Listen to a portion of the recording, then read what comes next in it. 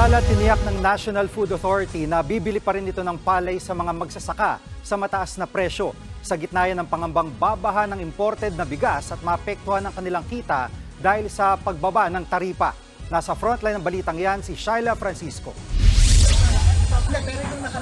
Hindi pa man tapos ang anihan sa San Ildefonso, Bulacan. Nangangamba ng ilang magsasaka sa susunod na taniman nila. Dahil yan sa pagpapababa ng taripa ng imported rice sa 15% hanggang 2028 mula 35%. Ngayon pa nga lang daw sila kikita dahil magandang presyuan ng National Food Authority at traders. Baka raw kasi bumaha ng imported rice at baratin sila ng mga traders. Ang ending, mauuwi sa pagbebenta ang lupang sinasaka nila. Ganun nga ho mangyayari din sa mga landowner. Talaga po ang interest nila, ibebenta na nila pag bumaba pa ang presyo ng palay. Maging mga magsasaka po, tatama rin na rin siguro. Ngayon nga po, isang pangamba din namin na baka bumagsak yung presyo ng halaga. Ano mangyayari? Kawawa po ang mga magsasaka. Nagdesisyong ibaba ang taripa para makatulong mapababa ang bigas ng hanggang 29 pesos per kilo, lalo na para sa mga mahihirap. Nasa 5 hanggang 6 na piso ang tinataya ng mga mambabatas na bawas presyo na posibleng maramdaman sa susunod na buwan.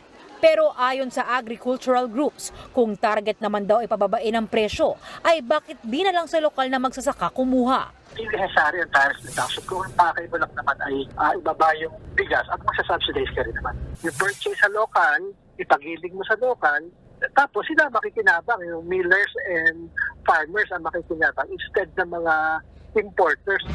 Nakipag-usap na raw sila kay Finance Secretary Ralph Recto para ilapit ang kanilang mga hinaing. Plano din nilang kausapin si Pangulong Bongbong Marcos at Agriculture Secretary Francisco Chu Laurel. Sa ngayon, susubukan daw pa rin nila iapila ang pagpapababa ng taripa sa imported na bigas. We're looking at all options, yung TRO, legalities na kasi under sa tariff natin, kailangan munang magkonsulta ang Tariff Commission. Ang National Food Authority naman, tiniyak na patuloy na bibili sa mga magsasaka sa mataas na presyo. Walang kinalaman yung pagbaba ng tariff ng imported rice doon sa buying price ni NFA. Kahit ibaba nila sa zero yan, we will buy at the price na makakatulong at makakaginhawa sa farmers. Ang sakong-sakong palay na ito sa isang bodega pa lang ng NFA sa Bulacan. Mukhang marami pero ipapagiling pa ito para gawing bigas.